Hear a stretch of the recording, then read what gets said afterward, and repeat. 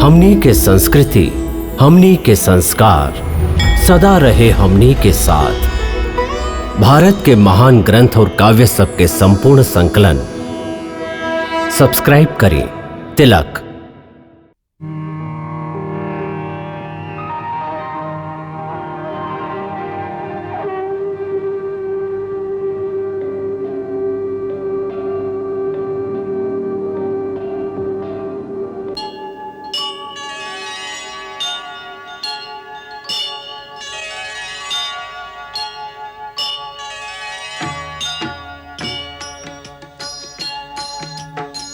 सीताराम चरित अति पावन, मधुर सरस अरु अति मन भावन।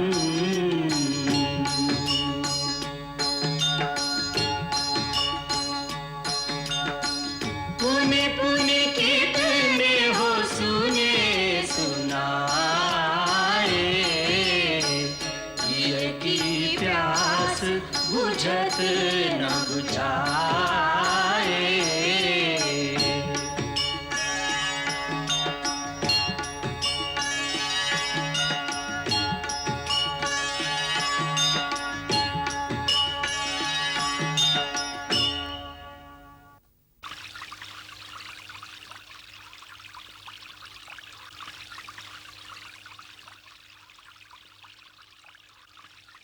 महाराज, आज के दिन आपके खातिर शुभ होखे। श्री राम के प्रतिज्ञा के अनुसार आज सूरज डूबे से पहले आप किष्किंधा नरेश होखब।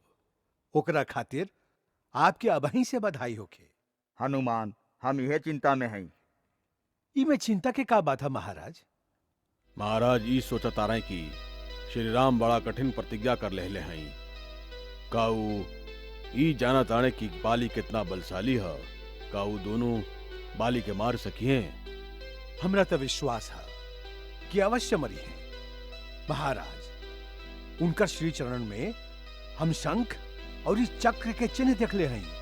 ऐसे सिद्ध होखेला कि वो स्वयं महाविष्णु के ही रूप हैं। उनका बारे में आशंका कईल उचित नहीं है। फिर भी महावीर, यदि वो महाविष्णु के रूप में है भी, तब वो यह समय वो मानव रूप में ही हैं। का ये उचित ना होई कि उनका बाली के वास्तविक शक्ति से अवगत करावल जाए?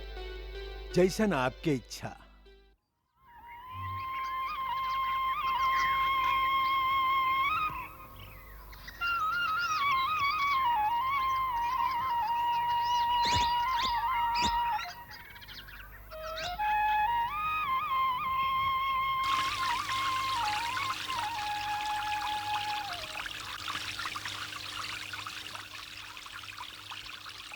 प्रभु आई, प्रभु विराजी।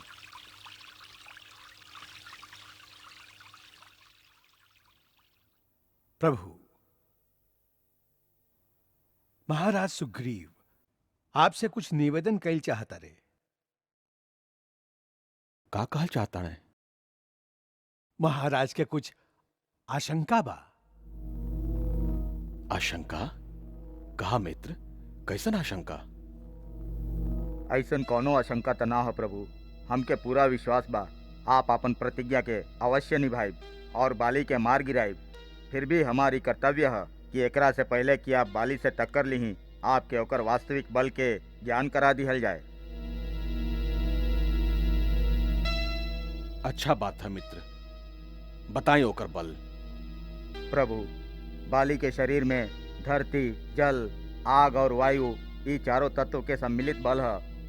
समुद्र मंथन के अवसर पर एक बारू अकेले ही मंदराचल पर्वत के घुमा दिले रहल, जैसे सगरे समुद्र शुद्ध हो गई रहे। ओकरा वर प्राप्त है कि जे केहू ओकरा सामने युद्ध करे जाई, ओकर आधा बल बाली के मिल जाई। उस सूरज के उगे से पहले ही पश्चिमी समुद्र से पूर्वी समुद्र तक और दक्षिणी सागर से उत्तर सागर तक घुमावेला और ओकरा थकान ना होखेला। आठों दिशा के अंत तक जाके वो अधिष्ठित अष्ट मूर्ति के पूजा दिन प्रतिदिन कैल करेला। बीतल समय के बात है, एगो दुदुम्बी नाम के राक्षस रहे। ओकर लंबाई कैलाश पर्वत के तरह रहे और ओकरा में 1000 हाथी के बल रहे। भैंसा के रूप धारण करके आपन तीखा सिंह के कारण वो बड़ा भयानक लागत रहे। दुदुम्भी आपन बल के घमंड में चूर समुद्र तट पर गईल और समुद्र के युद्ध खातिर ललकारलस। हम तो के युद्ध खातिर ललकारत हई।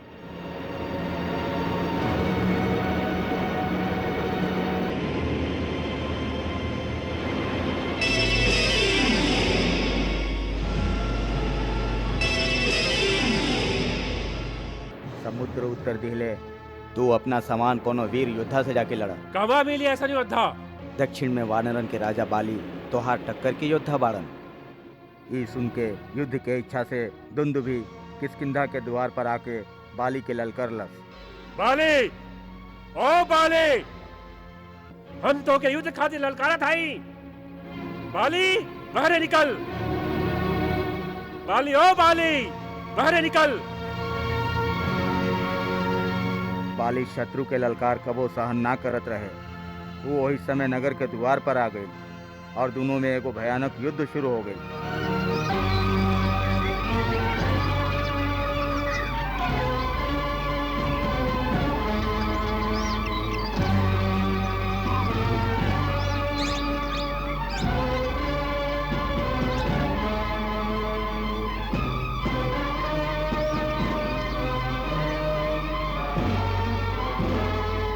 लड़ाई में बाली दुंदुभी के मार गिरौलस। बाली ओकर मरल शरीर के दोनों हाथ से उठा लेलस और ओकरा बड़ा जोर से चारों ओरी घुमा के बाहर फेंक दिलस।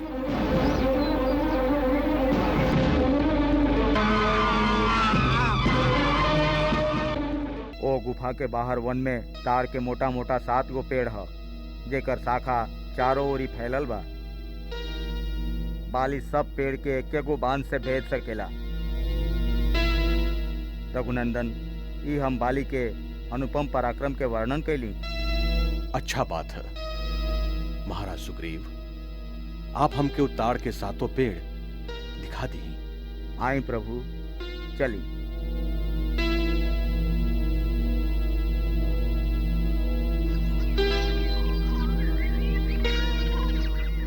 श्री राम जी, ऊ देखी ताड़ के 7 गो पेड़। बाली के भुजा में इतना बल है कि जब वो बाण चलावेला तो ओकर बाण ताड़ के पेड़ के भेद के पार निकल जाला। इस तरह वो एक बाण से 7 पेड़ के भेद सकेला। यदि आप ही पेड़ पर अपन बाण के परख ली तो अच्छा होई। हमार धृष्टता क्षमा करी नाथ। बाली के शरीर वज्र के समान है। आप ओकर शरीर पर जौना बाण से आघात कई चाहत है, ओह बाण के शक्ति के परख लिहल उचित हुई। अच्छा बात है, चलिए अब उतार के पेड़ के भी देख लिहल जाए। चली प्रभु।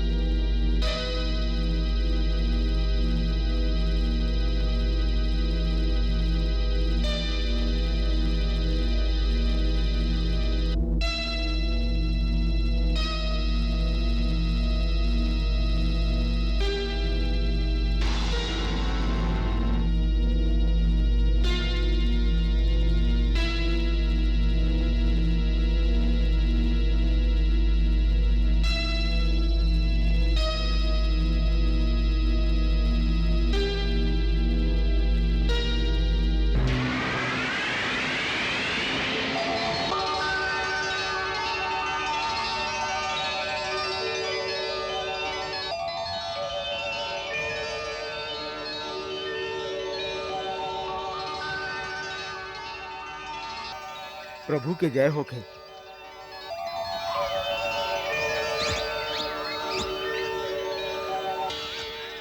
अब तो अपन मित्र के बात पर विश्वास हो गई ना? क्षमा करी प्रभु, अब हमके अपन विजय पर पूरा विश्वास है। तब फिर चली किष्किंधा और चल के हो बाली के युद्ध खातिर ललकारी। जे आज्ञा प्रभु। बाली, ए बाली, बाहर निकल, हम तो के ना छोड़ा बाली। आज हम तो से अपन अपमान का बदला लेवे आयल हई। हिम्मत बात बाहर निकल, हमरा से युद्ध कर। बाली, ए बाली, हिम्मत बात बाहर निकल। ये तो सुग्रीव की आवाज है। हाँ, ओकरे हो। इतना बरिस बाद अचानक का भाई लेकर आगे? बाली, ए बाली, बाहर निकल।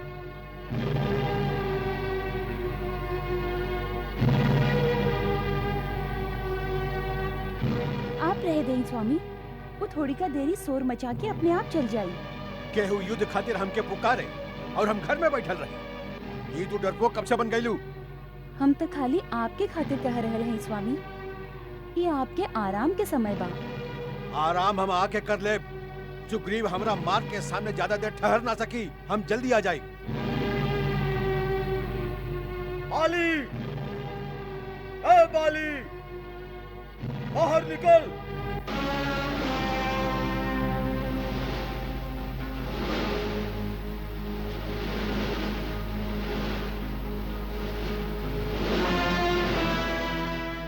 बिल में लुकाई चूहा, ई का तो के मूर्खता सूझल। जो लुका जो जाके अपन वही बिल में। बात मत कर बाली, युद्ध कर युद्ध। अच्छा तो चूटी के भी आज पंख निकल आई। चल खुलल मैदान में। चल चल।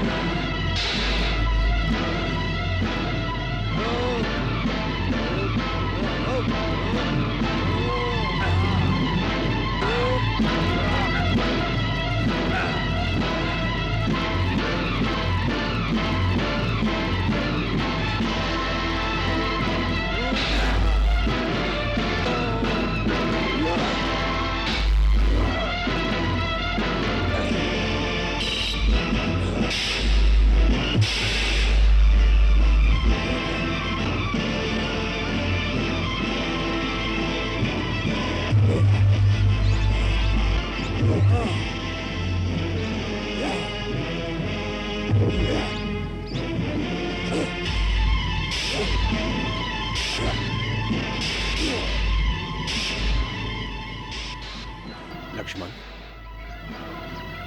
बार बार लक्ष्य साधता नहीं, बाकी दोनों भाइयों में इतना समानता है कि जर को असावधानी अर्थ के अनर्थ कर सकेला। हम भी बाण ना चला सकी।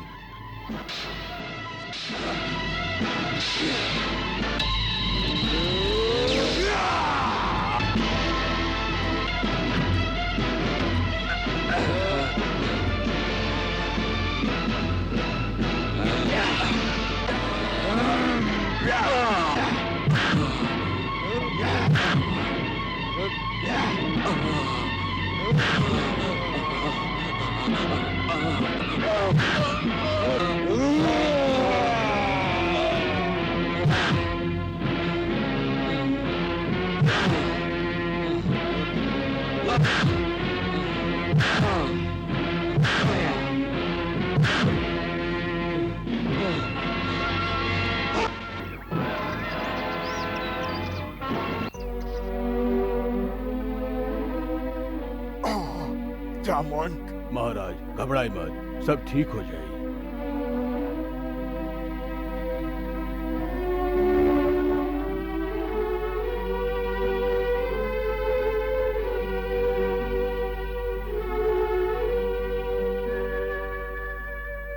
जामवंत,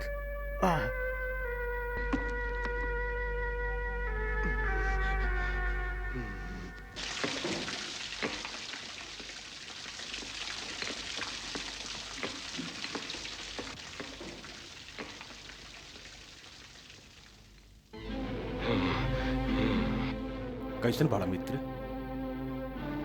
वाह मित्र वाह, अच्छा वचन निभौला, का साथ देला, अच्छा मित्रता निभौला। का बहुत पीड़ा हो रहा बा? कृपालु रघुवीर, हम तो आपसे पहले ही कहले रही, बाली हमार भाई ना हो, हमार काल है काल। फिर भी आप हमको उकसा के मौत के मुंह में भेज दिली और अपने लुका के हमार पिटाई के तमाशा देखत रहली। रघुनंदन, आप ऐसन काहे कैली? हमके पहले ही साथ साथ बता देती कि आप बाली के मारब ना, तो हम जग हसाई करावे तो ना जैती। तुहार रोष स्वाभाविक है, बाकी मन के शांत करके हमार विवशता के समझे की कोशिश करा। तू दोनों वेशभूषा, कद, चाल ढाल हर तरह से एक जैसन बाड़ा। दोनों भाइयन के चेहरा भी एक जैसा नहीं है। तू दोनों के समानता देख के हम भ्रम में पड़ गईली। यदि गलती से हमार बाण तोरा हृदय के भेद दी तब कैसन धर्म संकट रहल हमरा खातिर। आपन शरण में आयल एगो प्राणी के वध करे के कलंक रघुकुल के कीर्ति के मिट्टी में मिला देत। यही कारण से हम शत्रु संहारक बाण ना छोड़ सकली और तोहरा के इतना कष्ट उठावे के पड़ल।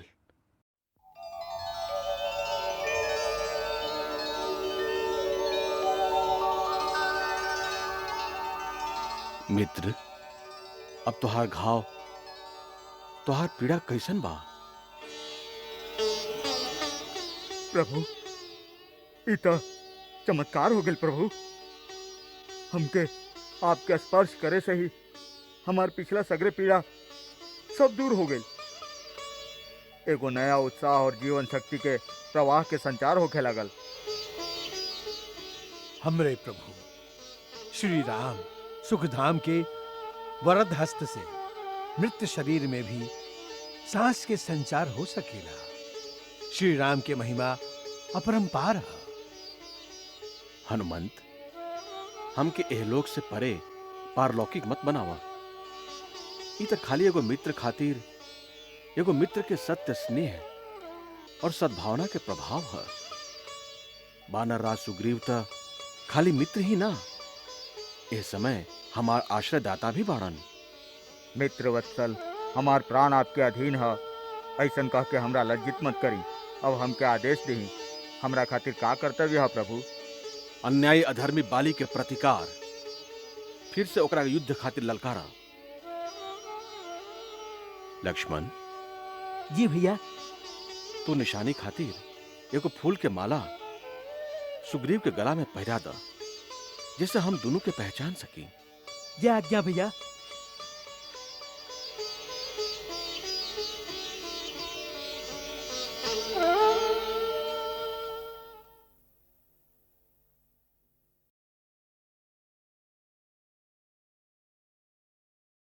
दूध ले ही स्वामी। बाली, कायर, लाज से डूब मर, युद्ध से भाग के पत्नी के अचरा में जाके लुका गईले। हिम्मत हा तो बाहर निकल। सुग्रीव तो के युद्ध खातिर ललकार रहल बा, बाहर निकल। ए बाली, देखलू तारा, आज तोहार बहन रूमा के विधवा भइल निश्चित बा। बाली के हाथ से ओकर भाई के वध के आज केहू न रोक सके। स्वामी, स्वामी, बरसाती नदी की तरह वेग से उमड़त क्रोध के काबू करके शांत मन से हमारे एगो विनती तो सुन ली स्वामी। ये क्रोध तो अब सुग्रीव के गर्दन तोड़ के ही शांत होई, तब कहिया जे कहे के बा। बाहर निकल बाली। देख लू, वो बैरी फिर दुआरे पर आके ललकार रहल बा। स्वामी, बैरी ना, आपके भाई है ऊ। भाई से भाई की लड़ाई हमेशा जग हसाई के कारण बनेला। संसार आप ही के दोस्त है, बड़ आप हैं स्वामी। बड़ छोट के भेद माई के गोदी तक सीमित रहेला। एक राज्य के दूगो राजा ना हो सके, वो चाहे भाई भाई काहे ना होकस। सुग्रीव स्वार्थी हा, वो लालची हा, सत्ता के मोह बा ओकरा। ओकरा सत्ता के मोह तो आपके सत्ता के नशा बा स्वामी। तारा, तू हमार पत्नी होके लांछन लगावा तारू हमरा पर, कायर बनावे के चाहता रू हमके। न न न स्वामी, वीरन में वीर हैं आप। आपके सामना करे के शक्ति त्रिभुवन में केहू में नहीं खे। बाकी वीरता के वेग में विवेक शून्य हो गई विनाश के कारण बन सकेला स्वामी। के कर विनाश? नाथ, आवेश में मत आई, थोड़ी का सोची। आपके हाथ से मार खाके हार के रणभूमि से भागे वाला कौना बल पर आपके फिर से चुनौती दे रहल बा। अंगद हमके पहले ही सावधान कइले रहे। हनुमान दुगो मानव तपस्वियन के सुग्रीव के सहायता खातिर ले गइल हा। वो तपस्वी मानव पुत्र पहाड़ के तरह विशाल, अटल, अजय बाली का अनिष्ट करिए। वो तपस्वी साधारण मानव पुत्र नहीं खे स्वामी। उनकर पूरा विवरण मिल गइल हा। जे स्वयं महादेव के धनुष तोड़ दिले, ताड़का और सुबाहु के वध कइले। वो असाधारण अलौकिक त्रिलोक विजेता राम ही आज सुग्रीव के सहायक बन गइल बाड़न। उनके प्रोत्साहन पाके वो फिर आपके युद्ध खातिर ललकारत है स्वामी। सुग्रीव के ई गर्जन तर्जन युद्ध खातिर फिर से आगमन हमार मन में शंका पैदा कर रहल बा स्वामी। आपन अर्धांगिनी के बिनती मान ली ही। आज यह समय सुग्रीव से लड़े मत जाए स्वामी। देखा, राम के बारे में हम भी गुप्तचरण द्वारा पता कैले हैं। वो धर्म के रास्ता पर चले वाला और समदर्शी बाड़न। वो अधर्म के साथ ना दी है। दूध ले ही स्वामी। बाली, कायर, लाज से डूब मर। युद्ध से भाग के पत्नी के अचरा में जाके लुका गईले। हिम्मत हा तो बाहर निकल। सुग्रीव तो के युद्ध खातिर ललकार रहल बा। बाहर निकल। ए बाली! देखलू तारा, आज तुहार बहन रूमा के विधवा बहन निश्चित बा। बाली के हाथ से होकर भाई के वध के आज केहू न रोक सके। स्वामी, स्वामी, बरसाती नदी के तरह वेग से उमड़त क्रोध के काबू करके शांत मन से हमारे एगो विनती तो सुन ली स्वामी। वो बैरी फिर दुआरे पर आके ललकार रहल बा। स्वामी, बैरीना आपके भाई है ऊ। भाई से भाई की लड़ाई हमेशा जग हसाई के कारण बनेला। संसार आप ही के दोस्त देई। तारा! नाथ, आवेश में मत आई, थोड़ी का सोची। आपके हाथ से मार खाके हार के रणभूमि से भागे वाला कौना बल पर आपके फिर से चुनौती दे रहल बा। अंगद हमके पहले ही सावधान कइले रहे। हनुमान दुगो मानव तपस्वियन के सुग्रीव के सहायता खातिर ले गइल हा। वो तपस्वी मानव पुत्र पहाड़ के तरह विशाल, अटल, अजय बाली का अनिष्ट करिए। वो असाधारण अलौकिक त्रिलोक विजेता राम ही आज सुग्रीव के सहायक बन गइल बाड़न। उनके प्रोत्साहन पाके वो फिर आपके युद्ध खातिर ललकारत है स्वामी।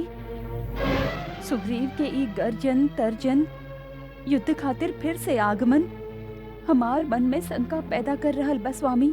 देखा, राम के बारे में हम भी गुप्तचरण द्वारा पता कैले हैं। वो धर्म के रास्ता पर चले वाला और समदर्शी बाड़न। वो अधर्म के साथ ना दी है।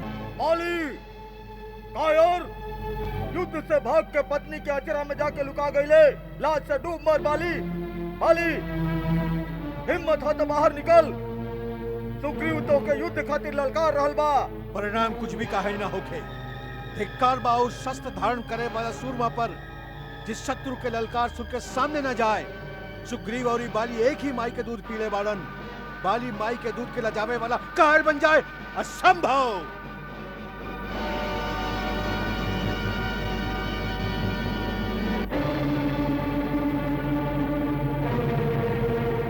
स्वामी, नाथ,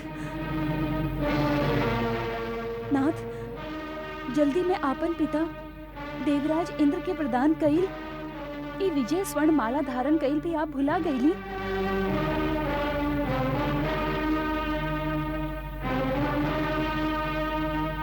बाली, तू अपने अपना आप के योद्धा कहेले, पत्नी के अचरा से बाहर निकल बाली, ना तो डूब के मर जाओ। स्वामी नाथ,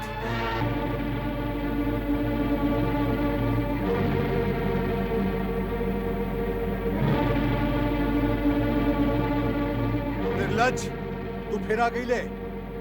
हम छोटा समझ के पहली बार तो के जियत छोड़ दे ले रही, बाकी अब ना छोड़ब। लगातार तोहार मृत्यु तो के दोबारा किष्किंधा के द्वार पर ले आइल बा। एकर मृत्यु होई ई तो युद्ध के बादे पता चली। सुग्रीव, तू हमरे हाथे काहे मारता रे? अब अइयो चल जाओ। कायर लेखा बात मत कर बाली, यदि माई के दूध पिए ले बारे तार जो मैदान में। ठीक कहले तू, तोरे भाग में यदि मृत्यु लिखल बा तो चल आजो। चल।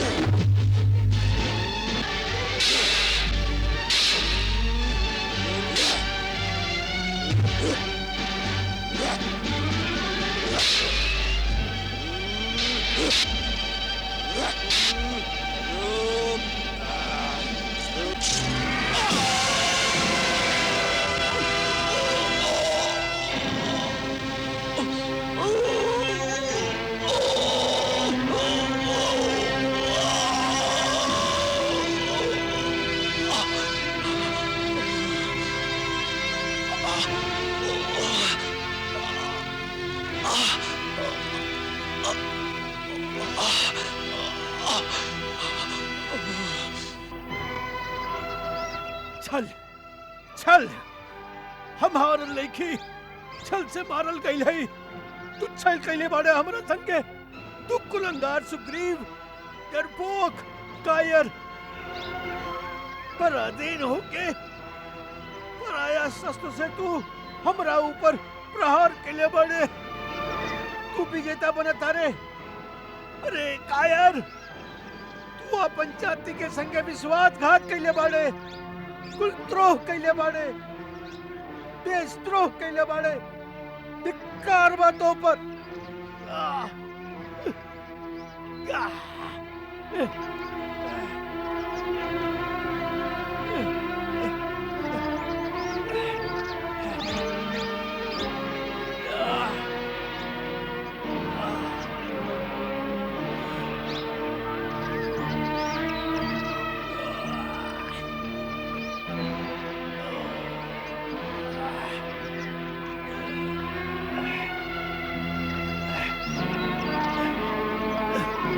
आ गईला तो तू ही वो राम बाड़ा।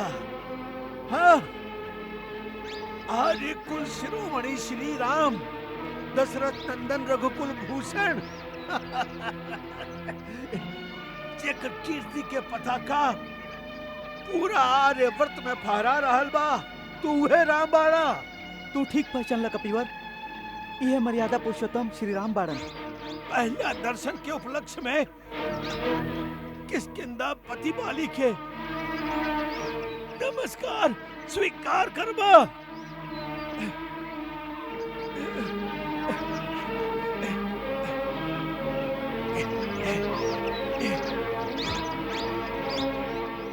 हे धर्म ध्वजाधारी मर्यादा पुरुषोत्तम श्री राम,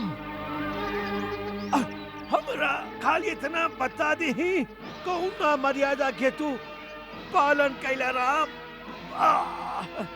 आर से लुका के तू हमरा ऊपर वार कैला। एह तरह वार कैल वीरन के काम नहीं खे, ये तो बहेलिया के काम है राम। एह पाप कर्म से का वीरता के नाम पर कलंक ना लगैला राम। राम बोला राम, राम बोला, उत्तर दा राम, उत्तर दा।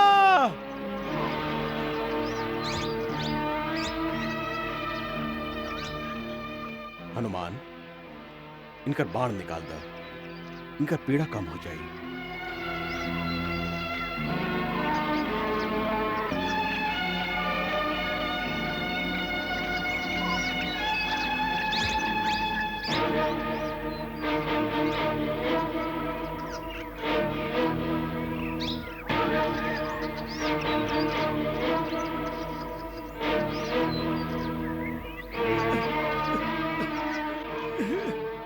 बड़ा नया दिखावा तारा श्री राम। एगो बात के उत्तर देना।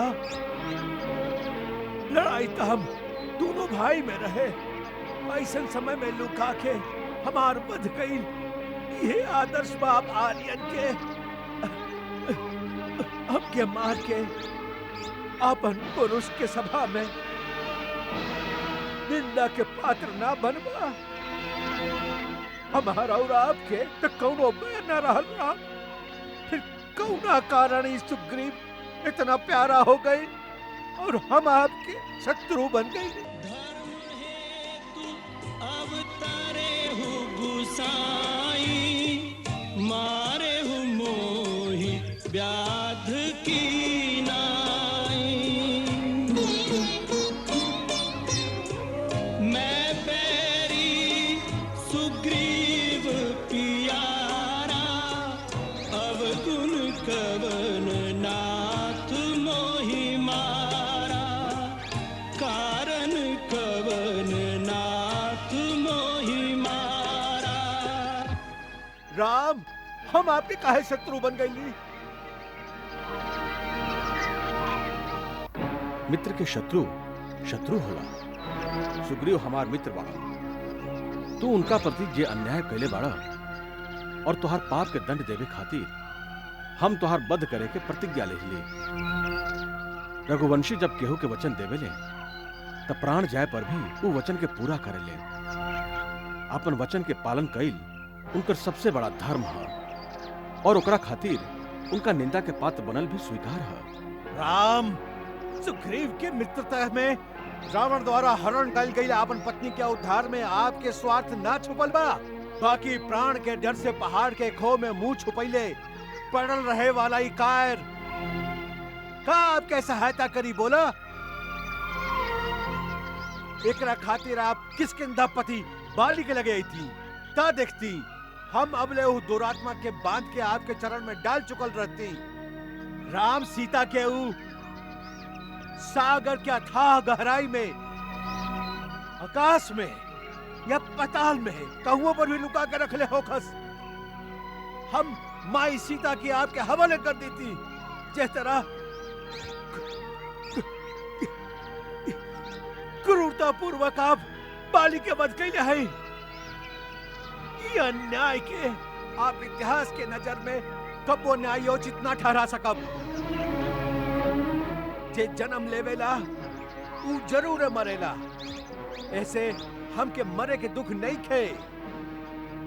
हमरा बाद सुग्रीव के राज्य मिली, ऊ भी अनुचित नहीं खे। अनुचित इतने बा कि आप हमरा के रणभूमि में हमरा संगे वीरन के लेखा युद्ध करके हमरा के ना मरली, हमके अधर्म पूर्वक मरले हैं। आप हमार बिना अपराध के हत्या कैले हैं। आपके पाप के प्रायश्चित कब्बो ना होई राम, कब्बो ना होई।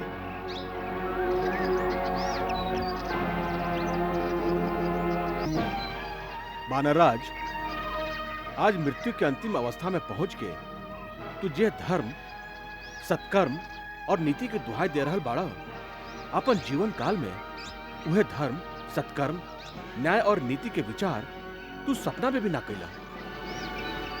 धर्म, अर्थ, काम और लौकिक सदाचार तू स्वयं ही ना जानेला। ऐसे तू आचार्य द्वारा धर्म के स्वरूप के ठीक ठीक जलने बिगर ही आज तू हमके धर्म के उपदेश दिहल चाहता रहा। हमार निंदा करत समय हमके तू एगो अबोध लड़का की तरह दिखाई देता रहा। तू स्वयं भी चंचल बाड़ा और चंचल चित्त वाला अज्ञानी वानर तुहार मंत्री बाड़न। जे तरह एगो अंधा दूसरा अंधा का रास्ता दिखावे, वैसे ही तुहार चंचल मंत्री तोहके परामर्श देवेले। तो फिर तू धर्म के विचार कैसे कर सकेला? धर्म के सूक्ष्म स्वरूप के कैसे समझ सकेला? धर्म के बात तो दूर रहल, अपन अपार बल के घमंड में चूर होके तू तो सामान्य लौकिक आचार व्यवहार के विचार भी कबो ना कैला। बड़ा भाई, पिता और गुरु तीनों एक समान पूजने मानल गइल बान। वही तरह से छोट भाई, बेटा, शिष्य तीनों एक समान मानल गइल बान। बेटा के पत्नी, छोट भाई के पत्नी और भगनी के संगे हमेशा अपन बेटी की तरह पवित्र संबंध रखल पारिवारिक, सामाजिक और नैतिक धर्म है। बाकी तू तो कबो कोनो मर्यादा के कोई पालन ना कैला। अपन छोट भाई के संगे अन्याय करके बिना कोनो दोष के उनका के निकाल देला और उनका जेते उनकर पत्नी रोमा के अधर्म और अनिति से पत्नी के लेखा अपन अधीन रखला। ऐसन पुरुष के वध कैल ही ओकरा खातिर उचित दंड मानल गइल हा। अनुज बधू भगनी सुत नारी, सुनु सठ कन्या समय चारी। इन्हाही कुदृष्टि विलोकई जोई, ताहि बधे कछु पाप न होई, ताहि बधे कछु पाप न होई। यदि ये हमार पाप भी रहे तो दंड देवे के अधिकार खाली राजा के होखेला। आपके का अधिकार रहल न्याय के भार अपन हाथ में लेवे के? घमंडी बानर, तोहके ही मालूम होके कि चाहे कि पर्वत, वन और कानन से युक्त इस सगरी धरती हम इक्ष्वाकु वंश के राजा लोगन के हाथ। इस समय इक्ष्वाकु वंश के राजा भरत पौराण, उनकी आज्ञा के पालन करे वाला और पवित्र इक्ष्वाकु वंश के वंशधर होके के नाते यहाँ के पशु, पक्षी, नर, वानर सबके खातिर दया के भाव रखे और उनका के दंड देवे के अधिकार हमके प्राप्त था। धर्मात्मा राजा भरत एक पृथ्वी के पालन करेला और उनका रहते एक पृथ्वी पर केहू प्राणी धर्म के विरुद्ध आचरण ना कर सकेला। ऐसे हम लोग उनकी आज्ञा से श्रेष्ठ धर्म के पालन करत तोहरा जैसा धर्म भ्रष्ट पुरुष के दंड देविली। बाली, सत्पुरुष के धर्म अति सूक्ष्म होखेला, ओकरा समझल बहुत कठिन बा। इतना समझ ला कि यदि राजा पापी के दंड देवेला तब पापी वो दंड के भोग के पाप मुक्त हो जाला। बाकी यदि राजा पापी के उचित दंड ना देवे तो वो दंड के फल राजा के स्वयं भोगे के पड़ेला। मनुस्मृति में मनु महाराज भी यह कहेला, राजभी कृतदंडास्तु कृत्वा पापानि मानवाः निर्मला स्वर्गमायान्ति सन्तः सुकृतिनो पथा शासनाद् वापि मोक्षाद् वा स्तेना पापात् प्रमुच्यते राजात्तु शासन पापस्य तद्वापनोति किल्बिषम्। हे वानर राज, तू जब पाप कैले बाड़ा ओकरा अनुसार तुहार वध एकदम धर्म के अनुसार उचित मानल जाई।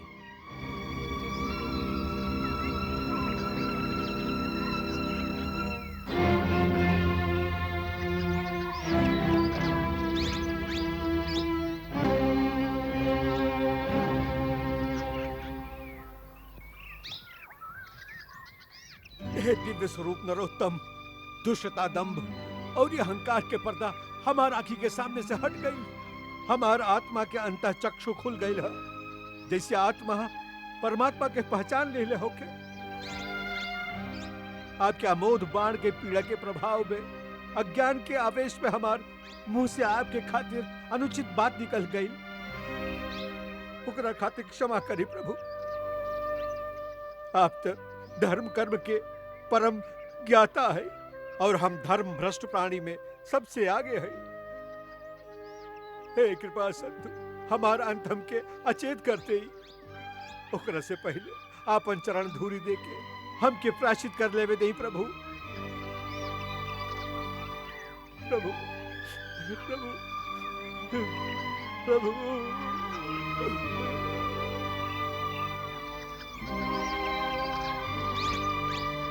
हे वानराज, प्राश्चित तुहार दंड पावे से ही हो गए। मनु कहले बाड़न, राजा से दंड पाके मनुष्य फिर से पापहीन और पवित्र हो जाला।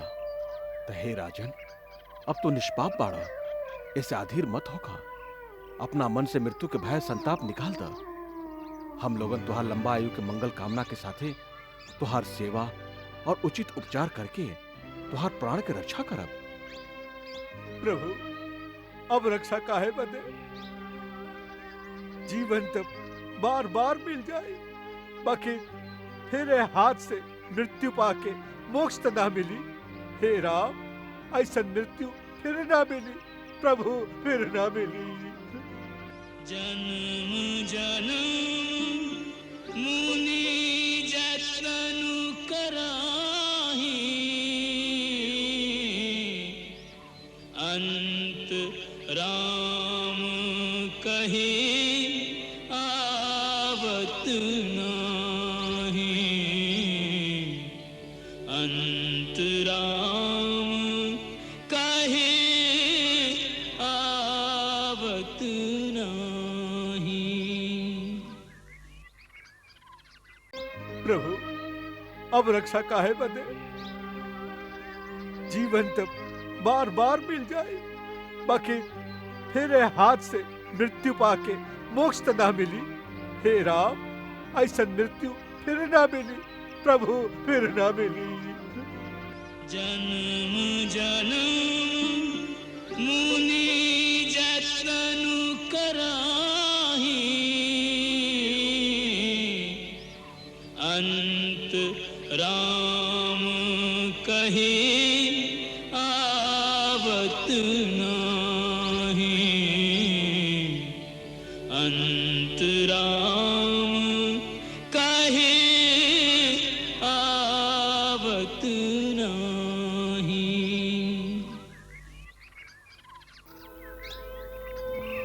जे दुर्लभ मृत्यु आज बाली के मिल रहल बा, ओकरा सामने प्रभु किष्किंधा तका सगरे स्वर सगरी पृथ्वी के साम्राज्य भी तुच्छ। किष्किंधा तब सुग्रीव के हा। हमके क्षमा कर दे भैया, हम पापी हैं भैया। किष्किंधा पति तो आप ही राम, हमके किष्किंधा के राज कबो प्रिय ना रहे। हमके तो खाली भैया आपका प्यार चाहत रहे। सुग्रीव, हमार चेतना अब समाप्त हो रहल बा। हमरा गले में पड़ल देवराज इंद्र के दिहल ई दिव्य सोना के माला जल्दी ही से उतार के तू पहन ला। ना भैया ना, समय नष्ट मत कर सुग्रीव। ना भैया ना। एमे किष्किंधा लक्ष्मी के अवतार वास है। यदि ये हमार मरल शरीर पर रही तेकर विजय श्री नष्ट हो जाई। इसे हमार प्राण रात ही एकरा निकाल के तू पहिरला, शक्ति बनल रही। हनुमंत जी महाराज, समय नष्ट मत कर। हमार गला से उतार के दिव्य माला राजा सुग्रीव के गला में डाल दो।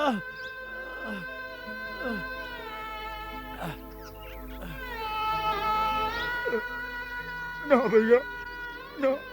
स्वामी, नाथ, स्वामी,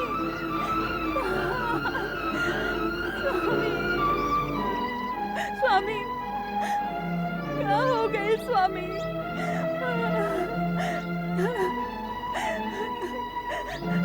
किष्किंधा के रत्न सिंहासन के स्वामी, आपके स्थान एवं वरना बड़का बड़का गजराज गिरिराज जेकर ठोकर से धूल धूसरित हो जात रहन, आज धूरी में पड़ल है। स्वामी, ना उठी नाथ, आप उठी, आप उठी। तारा, तारा, तू तब ज्ञान के सागर बाड़ू, धीरज रखा। देखा, तोहरा सामने तीनों लोक के स्वामी श्री राम ठाड़ बाड़। ना देख सकी स्वामी, हमार तो त्रिलोक आप ही हैं स्वामी। उठी, उठी, अपन किष्किंधा के राजभवन में चली स्वामी, राजभवन में चली। कुछ पल, कुछ क्षण, कुछ ही सांस बाचल हा, फिर चाहे कहीं भी ले जाके हमके धर दी हा, अपन पति किष्किंधा के राजा बाली के। हमके भी संग लेके चली स्वामी।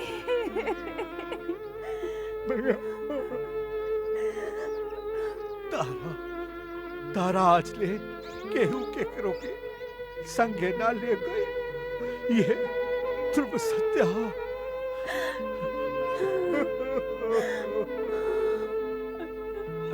अकेले आई, अकेले गई, ये सनातन सत्य है, सृष्टि के सनातन नियम है।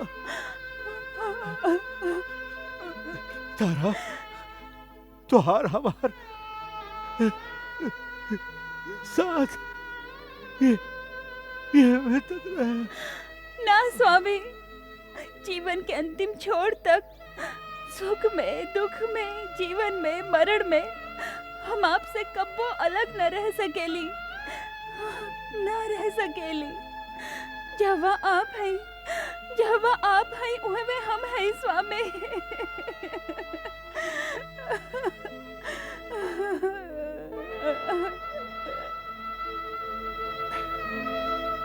देवी, पूज्य वंदनीय पति पर आए, आपके ये रुदन, ये विलाप अनंत पथ पर जात पथिक के आत्मा खातिर दुख के कारण बन रहा था। शांति से प्राण त्यागे दही, आपन प्राणाधार के।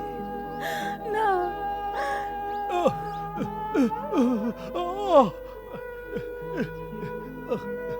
राम, राम, हे राम, हे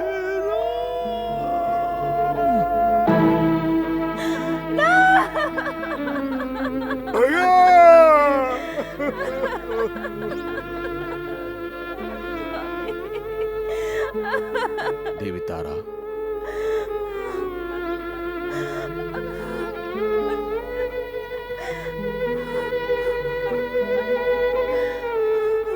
शूरवीर के पत्नी के ये प्रलाप और संताप शोभा निखे देत। आपके बाली कहीं गई लेखे। यदि आप बाली के शरीर के अपन पत्नी मानत रहली, तई धरती, जल, अग्नि, आकाश और समीर पंच तत्व से बनली काया इहमे पड़ल है।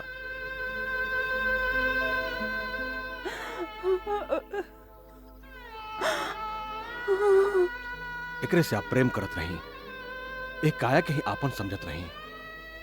ये अब भी आपके सामने सुतल अवस्था में पड़ल बा। यदि एकरा अंदर अदृश्य आत्मा के आपन पति मानी ले, तो अमर है, अविनाशी है। ओकरा हमेशा अपना संगे अनुभव करी, ओकर शोक मत करी। बानुबली या भुजबली, महाबली कोई हो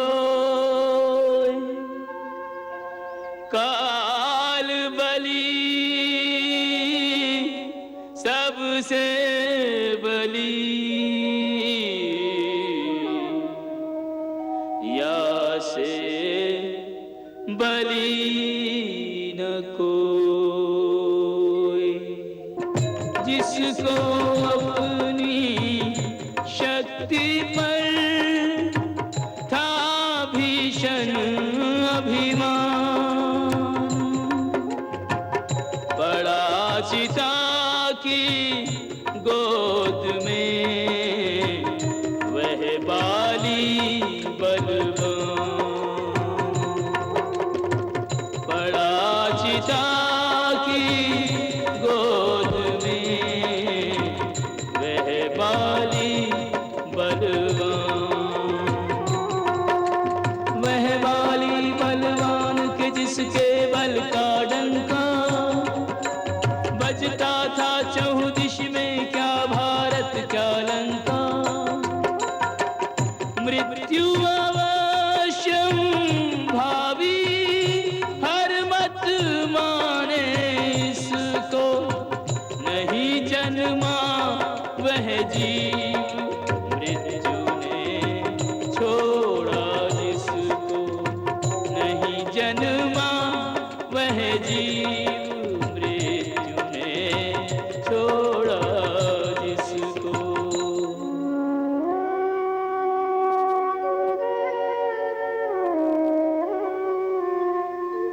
मरघट पर आकर जगे हर मन में बैराग, हर नाते को फूंक दे मरघट की ये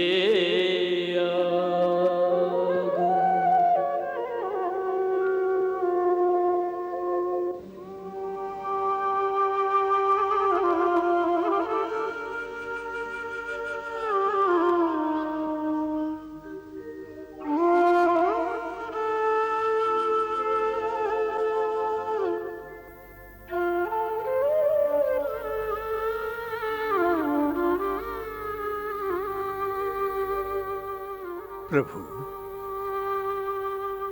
महाराज सुग्रीव इस समय बहुत शोकावस्था में बाड़न, आप इनका ढाढ़स बंधाई, जैसे ही किष्किंधा के राजभार संभाल सकस। काहे मित्र? प्रभु, आपन भाई के मारे के बाद राजा बनल हमार आत्मा स्वीकार ना करता। हम महापापी हैं, हम राजा बने के योग्य ना हैं। हम निश्चय कर लेले हैं सन्यास लेके वन में चल जाए और अपन पाप के प्रायश्चित करब।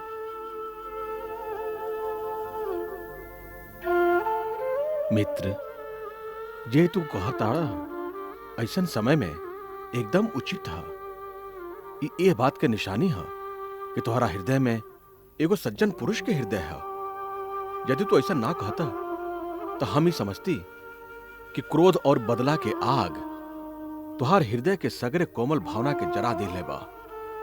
तब हमके तुहसे भय लागत कि सत्ता मिले पर कबो तू कोनो अमानवीय कार्य भी कर सकेला। बाकी अब हमके विश्वास हो गइल है कि बदला के जे आग तुहरा हृदय में इतना बड़ी से धधकत रहल, वो भाई की मृत्यु के संगे ही शांत हो गइल है और तुहार हृदय में कोमल भावना फिर से उजागर हो गइल है। जैसे धरती में लुकाइल सुंदर फूल के बीज यदि गर्मी के मौसम के धूप में जर निखे जात, तब बरसात के अवते वही जरल धरती से सुंदर सुंदर फूल के अंकुर ना फूट सके, वही तरह तुहार सद्भावना अब बाहर निकल आयल है। ये बड़ा सुंदर बात है। दूसर बात रहल वैराग्य के से मित्र, ए समय तू जौना अवस्था में बाड़ा ओकरा के शमशान वैराग्य कहल जाला। जब केहू के कोनो निकट आत्मीय मृत्यु के प्राप्त होखेला, उस समय हर केहू में ई वैराग्य के भावना उत्पन्न होखेला। बाकी बहुत थोड़ी का समय खातिर होखेला और थोड़ी के दिन में मनुष्य फिर वही माया में फंस जाला ऐसे बुद्धिमान ए थोड़ी का समय के वैराग्य के कारण अपन कर्तव्य से मुंह ना मोड़ेलन। ए समय ये विशाल वानर साम्राज्य के संभारल तोहर कर्तव्य है। वीरवर बाली ये राज्यभार तोहके सौंप गेल बाड़न। एकरा अपन भाई की आज्ञा समझ के ये राज तोहके संभारे के चाहिए। प्रभु, जे सन्यास लेवे चाहता ओकरा आप राजा बने के कहता नहीं। सन्यासी से अच्छा राजा और के हो सकेला? सुग्रीव, यदि समझा तो वह आदर्श राजा हा जे मन से सन्यासी होके, जकरा सिंहासन और सत्ता के लोभ ना होके, वह सच्चा न्याय कर सकेला। जकरा निजी विलास और काम में आसक्ति ना होई, वह एगो तपस्वी के लेखा दिन रात जन सेवा के काम में जुटल रही। सन्यासी के लेखा जेकर ना केहू आपन हुई ना ही केहू पराया हुई, वह मोह माया के त्याग के भगवान के लेखा अपन सगरी प्रजा से एक जैसन व्यवहार करी। ऐसे राजा के भगवान भी कहल जाला। मित्र, यदि ऐसन वैराग्य भावना तोहरा अंदर समाज जाए तो तू एगो आदर्श राजा बन जेबा। बाकी ऐसन होई ना, काहे कि ये क्षणिक वैराग्य है। यही से इस समय अपन कर्तव्य समझ के ये राज्य संभारा, यह हमार प्रार्थना है।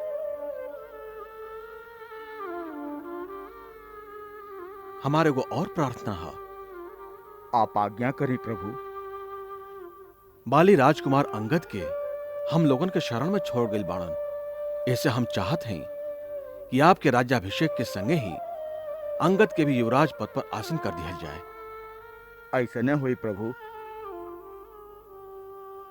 ये बहुत कल्याणकारी परामर्श है प्रभु। प्रभु, यदि आप कृपा करी तो किष्किंधा पधार के आप स्वयं अपना हाथ से महाराज सुग्रीव के राज तिलक करी। ऋषराज, हम वचनबद्ध हैं। जैसे 14 बरिस ले हम कोनो नगर या गांव में प्रवेश ना कर सकीला।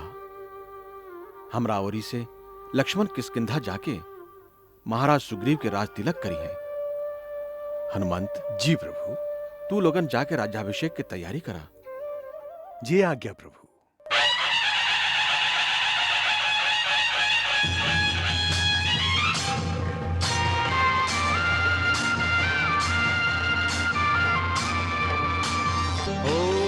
स्वस्ति न इंद्रो वृद्धश्रवाः स्वस्ति न पूषा विश्ववेदाः स्वस्ति नस्तारक्षो अरिष्टनेमिः स्वस्ति नो बृहस्पतिर्दधातु।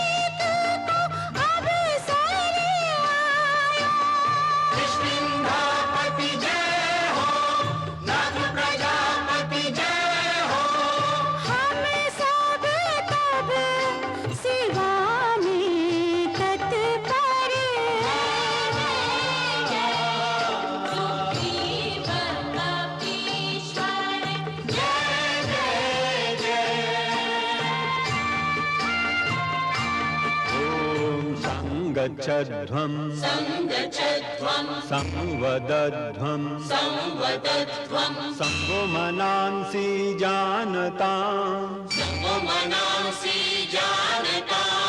देवा भागं यथा पूर्वे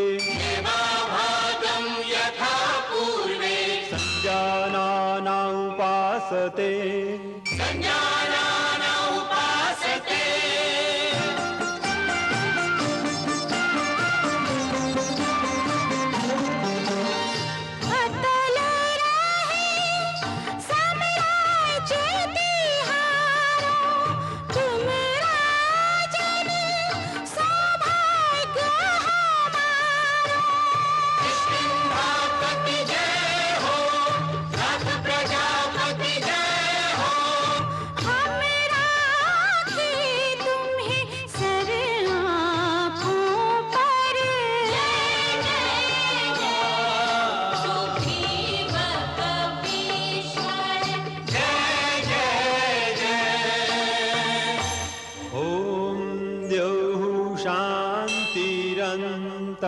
अन्तरिक्षगुं शान्तिः पृथिवी शान्तिरापः शान्तिरोषधयः शान्तिः वनस्पतयः शान्तिर्विश्वे देवाः शान्तिर्ब्रह्म शान्ति सर्वज्ञं शान्ति शान्तिरेव शान्ति सामा शान्तिरेधि ॐ शान्ति शान्ति शान्ति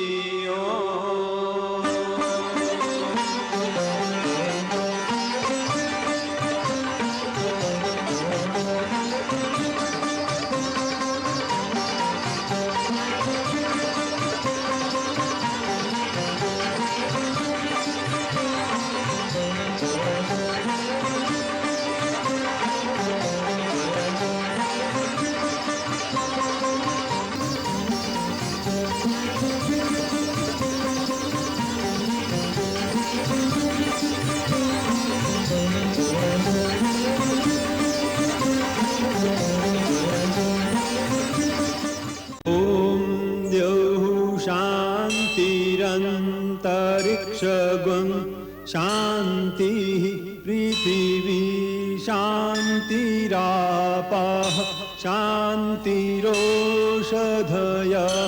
शान्तिः वनस्पतयः शान्तिर्विश्वे देवाः शान्तिर्ब्रह्म शान्ति सर्वज्ञं शान्ति शान्तिरेव शान्ति सामा शान्तिरेधि ॐ शान्ति शान्ति शान्ति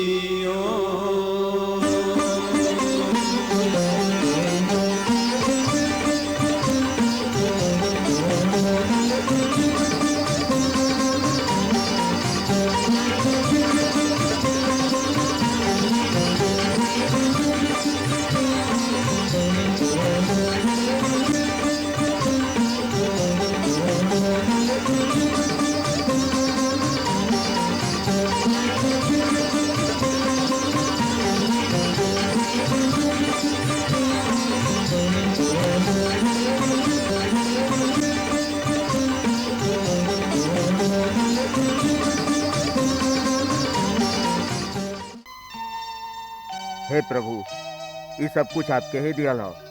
हम तो आपके आशीर्वाद लेवे आयल हैं। अंगद, ये सब इन्हीं के श्री चरण के प्रताप हो। यहाँ के श्री चरण में नमस्कार करवत।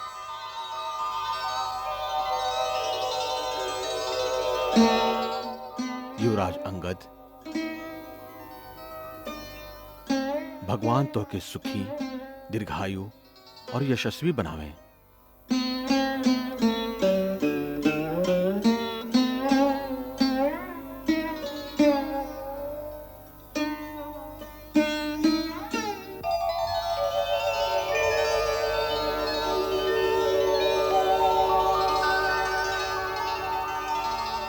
किष्किंधापति महाराज सुग्रीव, भगवान पुंडरीकाक्ष आपके एगो आदर्श प्रजा वत्सल राजा होके के यश प्रदान करस।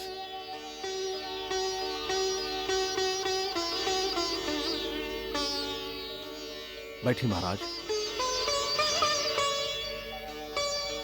महाराज, ये समय आपके पहला कर्तव्य है राज्य के समस्त शक्ति के संगठन। एक रात से भी पहले हमार कर्तव्य है देवी सीता के खोज करावल, जैसे कि उनकर मुक्ति के उपाय किहल जाए। आप ठीक कहने महाराज सुग्रीव। सबसे पहले हम लोगन के कर्तव्य है कि चारों ओरी भाभी के खोज करावल जाए। बाकी यह अभियान खातिर इस समय ठीक निखे लक्ष्मण। वर्षा के आरंभ हो चुकल है, चारों ओर नदी नाला उफान पर बाटे, यातायात संभव निखे। ऐसे चौमासा में सगरे यात्रा रोक दिया जाला। महाराज सुग्रीव, ये 4 महीना आप अपन नया राज्य के सुव्यवस्थित करे में लगाई। एकरा बाद कार्तिक लगते ही आप सब वानर सेना के लेके हमरा पास आ जाएं। फिर एह महाअभियान के श्री गणेश कल जाई। ई 4 महीना हम प्रसवन गिरी पर्वत पर निवास करब। 4 महीना? महाराज सुग्रीव, चौमासा बितला के बाद एक दिन के भी देरी मत करब। भैया त आपन मन के दुख केकरो से ना कही है। बाकी हम सोच रहल हई इतना लंबा समय भाभी कैसे बिता सकी हैं। उनकर त पल पल कई बरिस के लेखा बीत रहल होगी, और ऊपर से ई वर्षा में उनकर हृदय पर का बीत रहल होगी।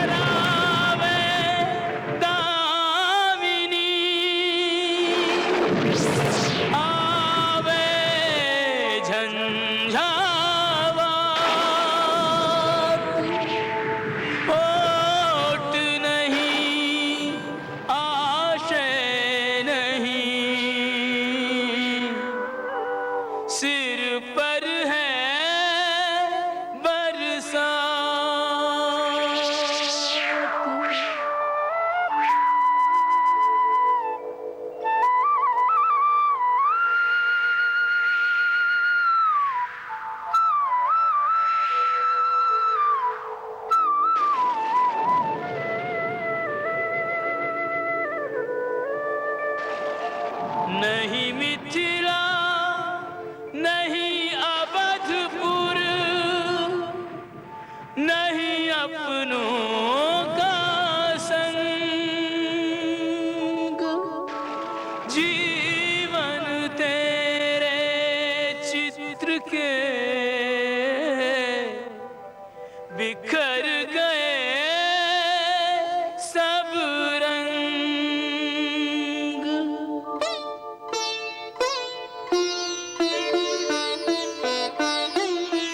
हर कोई है यहाँ बस निठुर नियत के हाथों का खिलौना।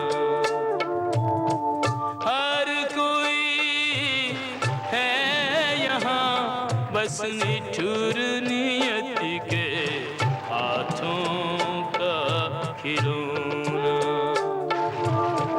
कोई ना जाने जीवन के किस मोड़ पे कब क्या होना।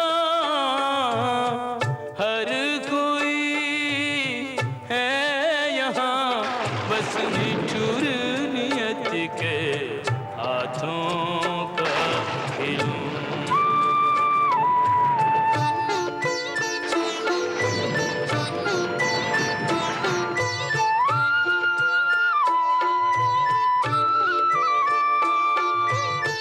मन यादों का झूला झूले, बीता कल एक पल ना भूले। पुष्प वाटिका का वह परिचय, दृष्टि मिलन हृदयों का विनिमय।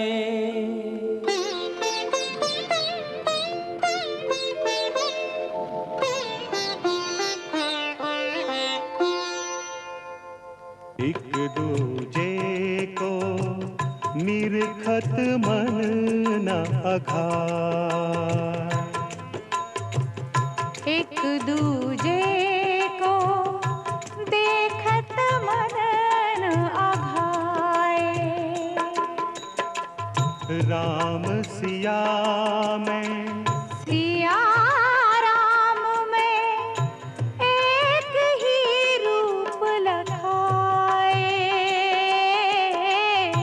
एक दूजे को निरखत मन न अघाय।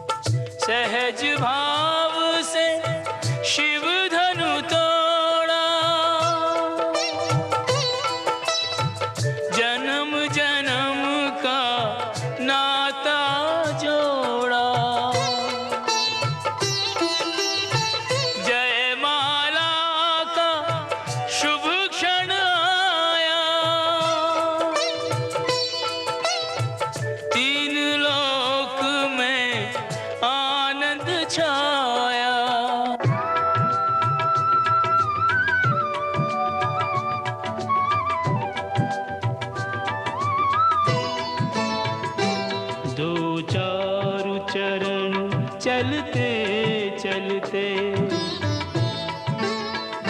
श्री रघुवर तक ऐसे पहुँचे, ज्यों छुई हुई के पल्लव हो, सिमटे सिमटे सकुचे सकुचे, सिमटे सिमटे सकुचे सकुचे। श्री राम चकित चितवे सीता का अद्भुत रूप निराला, पहनाओ जयमाला श्री रघुवर कोमल कमल नयन को, पहनाओ जयमाला, पहनाओ जयमाला।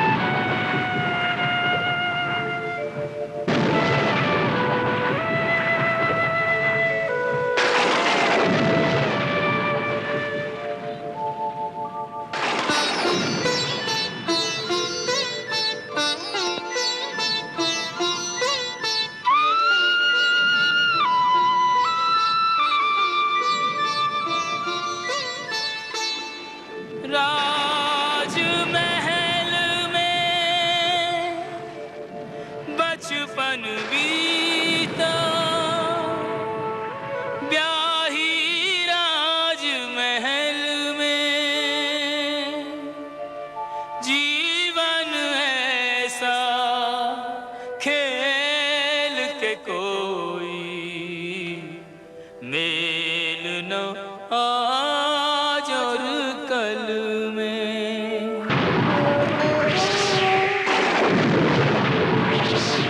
वैदेही की दीन दशा को, वैदेही दीन दशा को देख के आए रोना, हर कोई है यहाँ बस निठुर नियत के हाथों का खिलौना, हर कोई है यहाँ बस निठुर नियत के हाथों का खिलौना।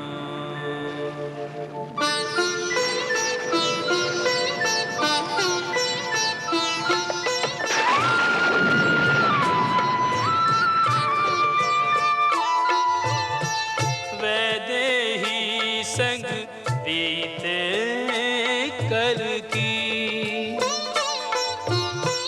अनगिन सुधियां हैं पल पल की, देख सिया को विचलित होना, चाँद को तकना तनिक न सोना, चाँद को तकना तनिक न सोना।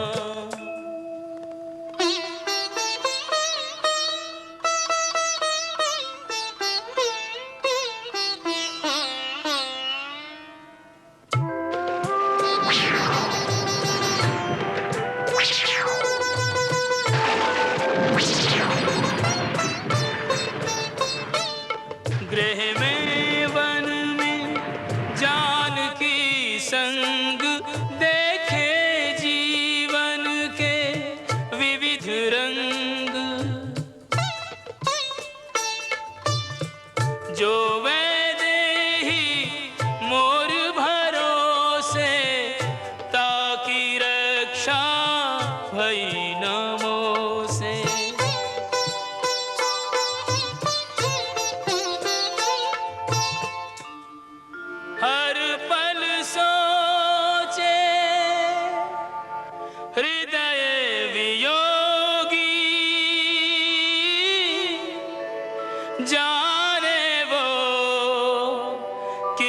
हाल में होगी। केवल वन वन ही भटकाया, कोई सुख न उसे दे पाया।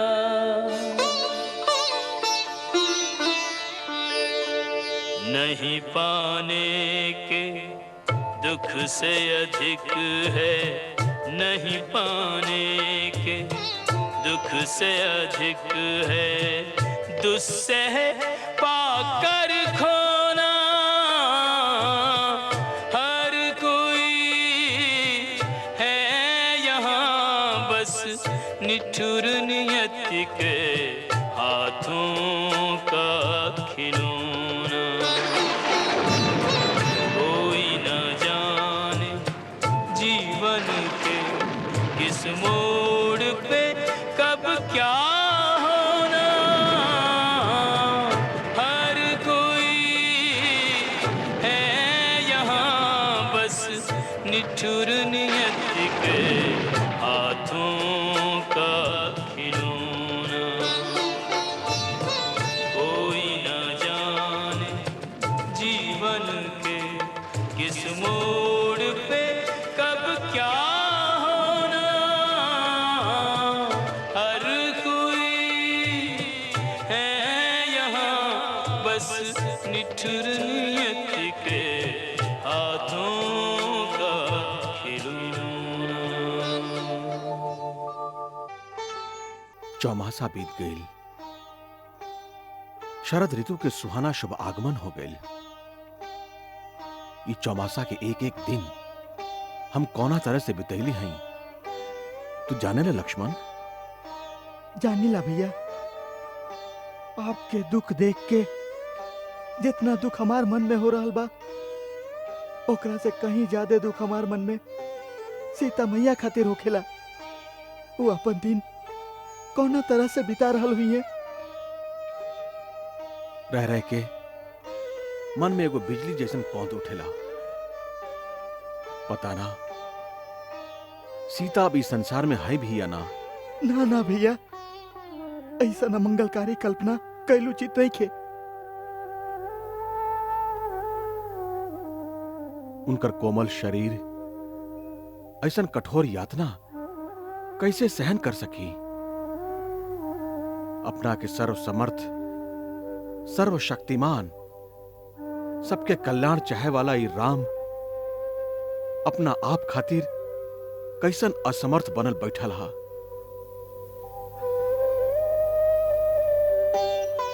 लक्ष्मण, ये 4 महीना हम बितैले हैं सुग्रीव के आस में। बाकी अब ऐसा लागता कि सुग्रीव के अपन वचन के कोनो विचार नहीं खे। ना तो स्वयं आयलन और ना ही कुछ ऐसा व्यवहार दिखौलन कि वर्षा ऋतु बितला के बाद उनका अपन मित्र खातिर कुछ करे के हा, उनका कुछ कर्तव्य हा।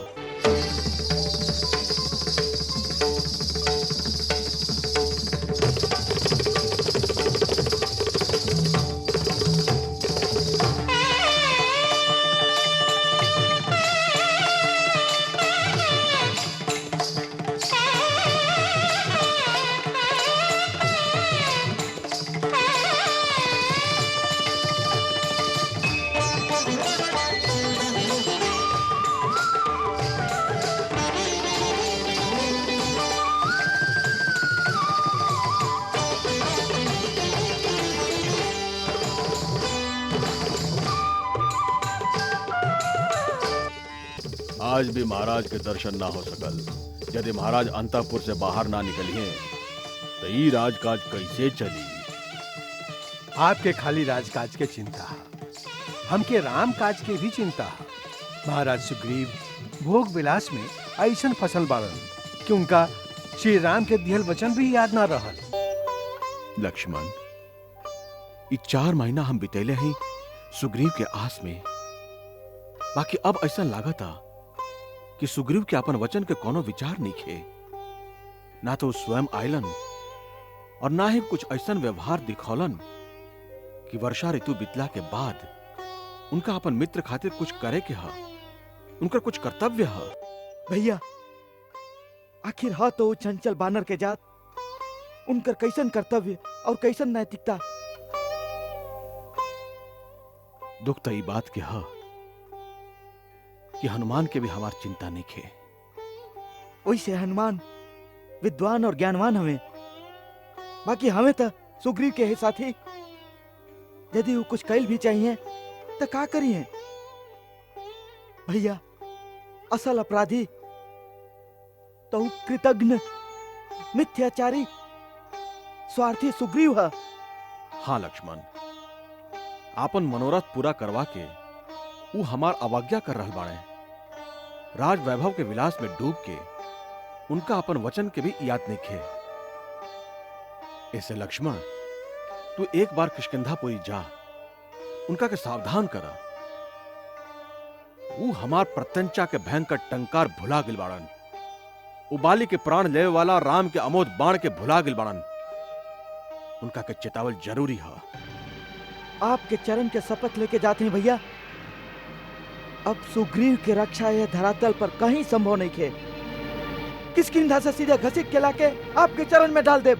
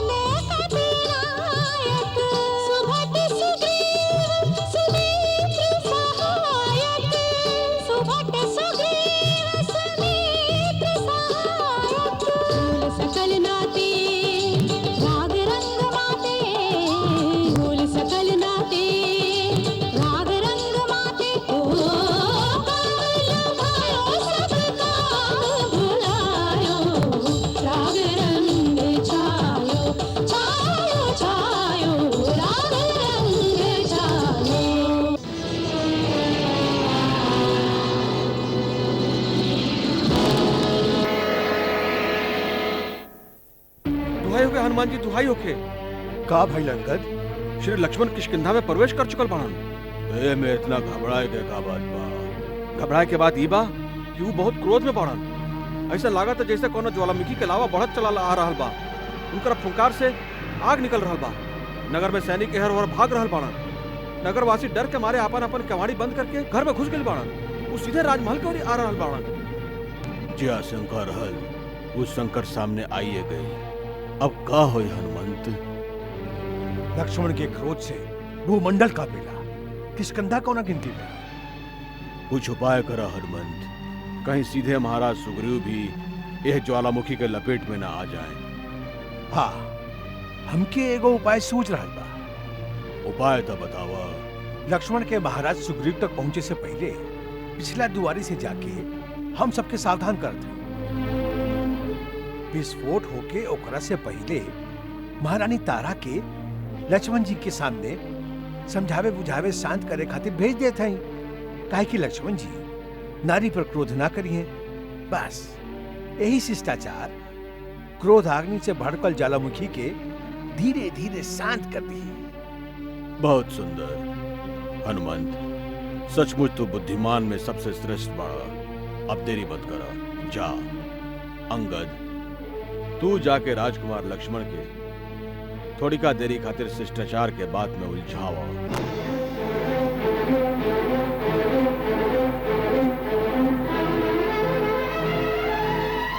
कहवा बालन बाना राज सुग्रीव?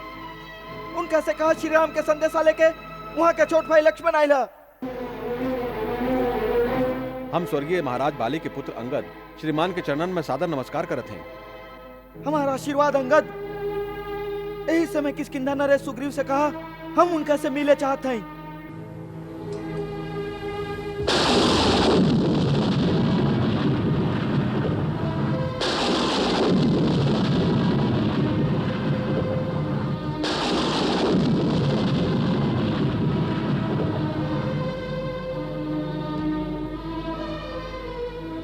आज्ञा के पालन हुई आर्यश्रेष्ठ। सुबाहु सुकेतु आर्यश्रेष्ठ लक्ष्मण जी के अतिथि कक्ष में आदर के संगे ले जाके अवभगत करा। कुमार अंगद, समय नष्ट मत करा। हम यहाँ अपन अवभगत करावे नहीं किया आइल। हम यहाँ महाराज सुग्रीव से मिले आइल हई। उनका से हम यही समय मिले चाहत हई।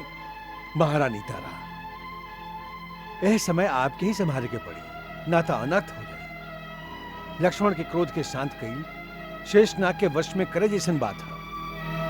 यह समय किष्किंधा के कल्याण की सबसे ज्यादा आप पर उत्तरदायित्व बा।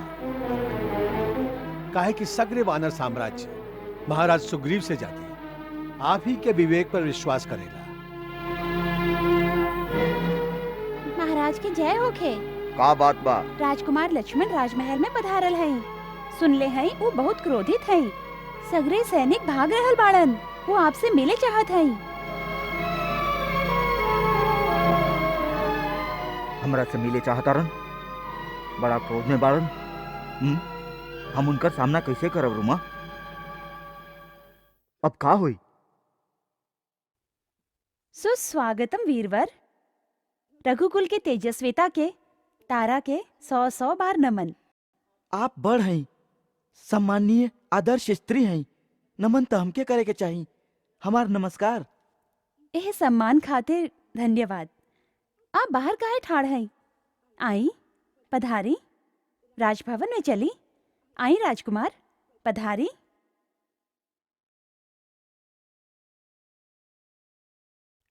आई पधारी।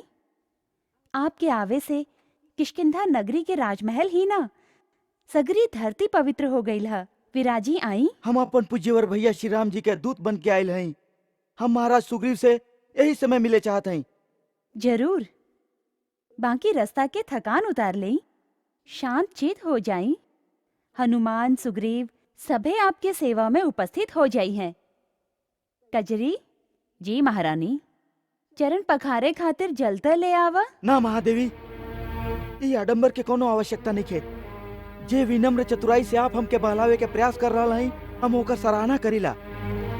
बाकी हम महाराज सुग्रीव से मिले में एक पल के भी देरी करब तो अपन पूजनीय भैया श्री रामचंद्र के आज्ञा के उल्लंघन करे के अपराधी होखब। राजकुमार, आप बहुत आवेश में हैं। बाकी आपके क्रोध के कारण का बा?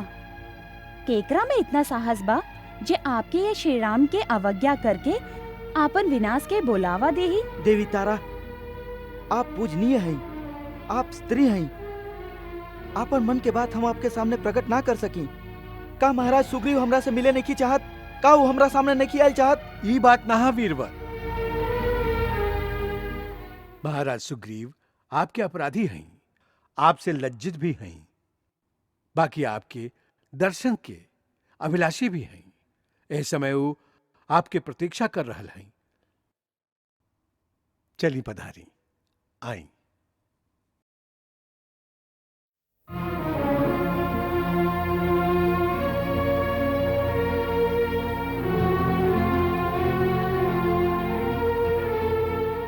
सूर्यपुत्र सुग्रीव के राजकुमार लक्ष्मण के नमस्कार।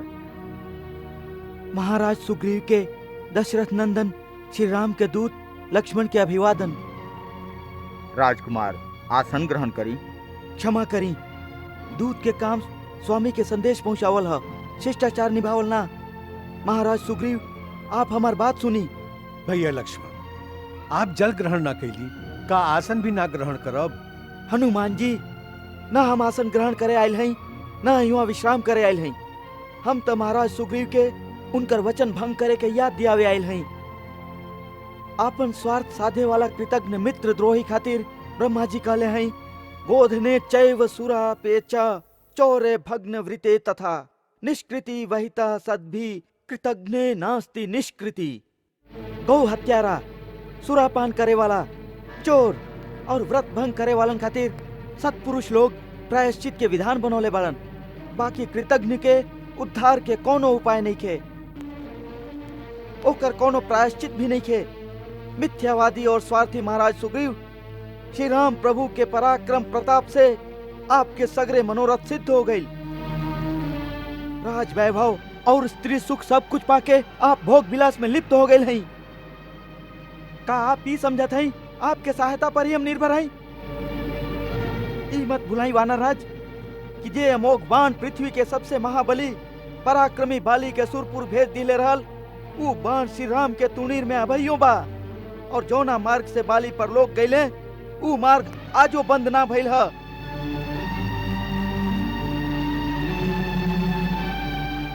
हे धीरवीर, उत्तेजना और आवेश में भी ऐसन वचन मुंह से ना निकालल जाए।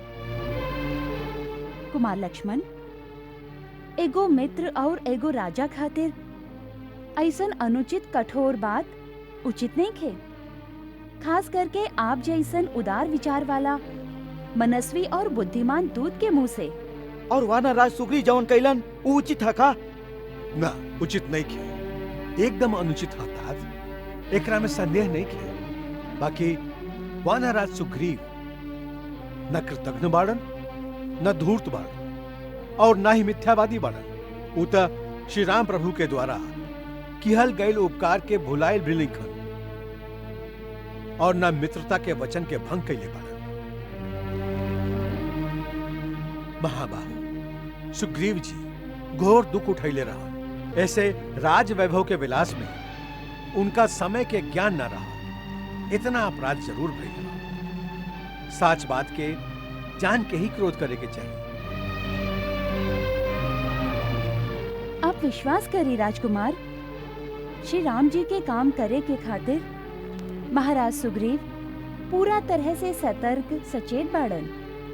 ओकरा खातिर धन धान्य, किष्किंधा के राज्य, आपन पूरा परिवार छोड़े खातिर वो एक पल खातिर भी देरी ना करी हैं। आपके आवे के पहले ही महाराज सुग्रीव अपन वीर वानर के चारों ओरी से एकत्रित करे, उनका संगठित करे खातिर नल और नील के भेज देले हैं। उनका एकत्रित होवे के शीघ्र ही संभावना है। फिर रघुनाथ श्री रामचंद्र जी के चरण में पहुंच के आगे की योजना बनावे के विचार हम लोगन करते रही कि आप आ गई नहीं। कहीं सब कुछ होकत रहे। हाँ राजकुमार लक्ष्मण,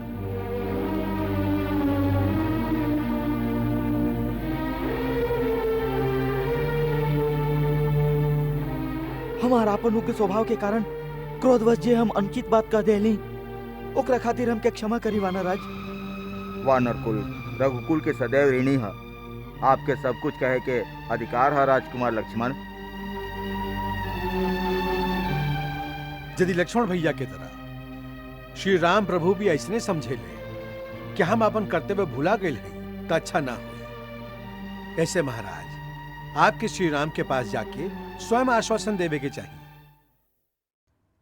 महाराज, हनुमान जी के ये बात एकदम ठीक है। आप यही समय श्री राम जी के पास चल जाएं। हम अवश्य ही श्री राम के सेवा में जाइब। प्रभु प्रभु प्रभु। उठा मित्र, मित्र का स्थान चरण में ना हृदय में होला।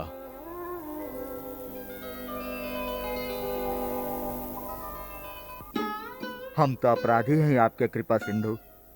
हम कुटिल, खल, कामी, माया मोह में ठगा गेली, मित्रता के धर्म भी भुला गेली।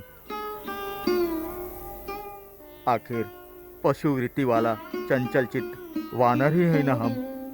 बाकी विश्वास करी, सत्ता के मद, वासना के मोह भंवर जाल में लिप्त होके भी हम अपन प्रतिज्ञा के ना भुलाइल रही। हमरा ऊपर संदेह मत करी मित्र वत्सल। प्रभु प्रभु हनुमान हमार साक्षी बाड़न। मित्रता में संदेह ना कल जाला, खाली अभिन्न भाव रख के विश्वास कल जाला। धर्म और कर्तव्य के पथ पर दृढ़ रहे वाला के पैर भी कबो भटक जाला, बाकी आत्मा के चेतना जागत रहेली। वृक्ष के साख पर ऊंघत मनुष्य के लेखा हल्का सा झोंका भी ओकरा के सचेत, जागृत, सावधान कर सकेला। महाबाहु, हमार सब वैभव आपके कृपा से ही प्राप्त भइल है। निराशा के घोर अंधकार में हेराइल सुग्रीव के अस्तित्व के नया आभा प्रदान करे वाला करुणा निधान त आप ही हैं। सुग्रीव तो आपके गढ़ल खिलौना है प्रभु। प्रभु आलस के चलते देरी जरूर हो गई, बाकी सांच नहीं खे कि महाराज के आपन वचन याद ना रहे। किष्किंधापति चारों ओरी आपन दूध भेज के वानर सेना के बुलावा भेजले हैं। चारों दिशा से अपार वानर सेना जल्दी यहाँ पहुंच रहा है। युवराज अंगद सभी वीर वानर योद्धा के संगे पधार रहल हई।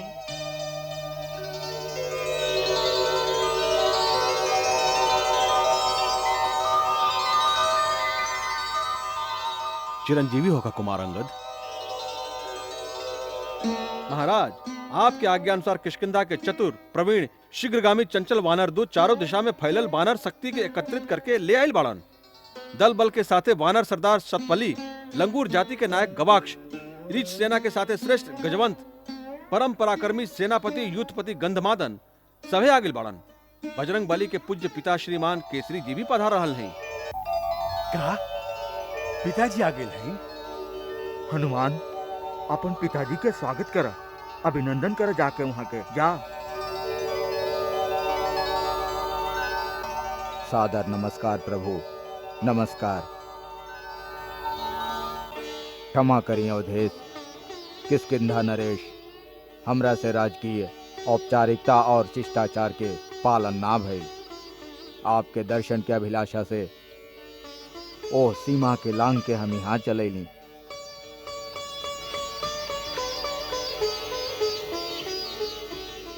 रघुकुल तिलक, कृपा सिंधु रघुबीर, दर्शन के पियास अधीर कर दिले बा हमके। वानर श्रेष्ठ केसरी, कहवा है राज्य, कौन राजा? प्रकृति के आंगन में हम सब समान हैं। हनुमंत, आपन पिताजी के अभिनंदन करा। तुहार वात्सल्य ही इनका के इतना आतुर बना दिले है। पिताजी,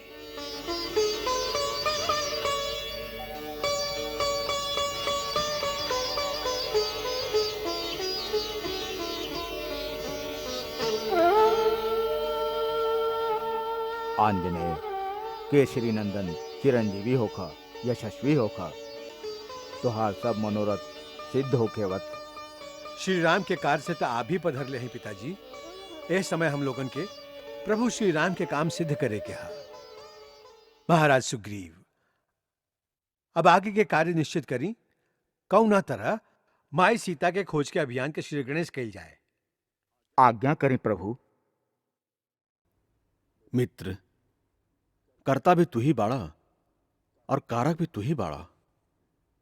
यहाँ इतना बुद्धिमान, बलशाली, शौर्यवान एकत्रित भइल बाड़न। आप सब विचार करके हमार हित में प्रयास करी। अंगद, प्रसवन गिरी के घाटी में जाके सभा के आयोजन करवत, यही क्षण वहां सब निर्णय ले लिहल जाई। जे आज्ञा महाराज।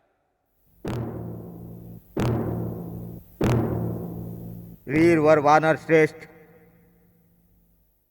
दिशा दिशा से आयल सभे योद्धा सेनापति, उपस्थित बलवीर वानर दल, किष्किंधा के सेवक सुग्रीव, प्रसवन गिरी के प्रांगण में आप सबके अभिनंदन करता। हम लोगन हुआ कौना अभिप्राय से एकत्रित भइल हई, ओकर पूरा विवरण किष्किंधा के मंत्रीवर श्री हनुमान, आदरणीय जामवंत, सेनापति नल नील, युवराज अंगद आप सबके दे चुकल बाड़न। आर्य श्रेष्ठ श्री राम जी से वानर समाज के मित्रता कौनो राजनीतिक संबंध नहीं खे। ई दूगो सभ्यता के, दूगो संस्कृति के, दूगो अलग अलग समाज के अपूर्व संगम बा, जे युग युगांतर तक आवे वाली पीढ़ी याद करी। मंगल भवन अमंगल हारी, प्रभु सुदशरथ अजिर बिहारी।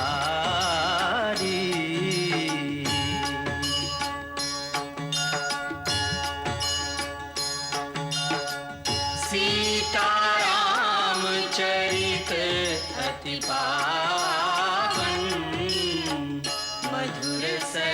अरु अति मन भाए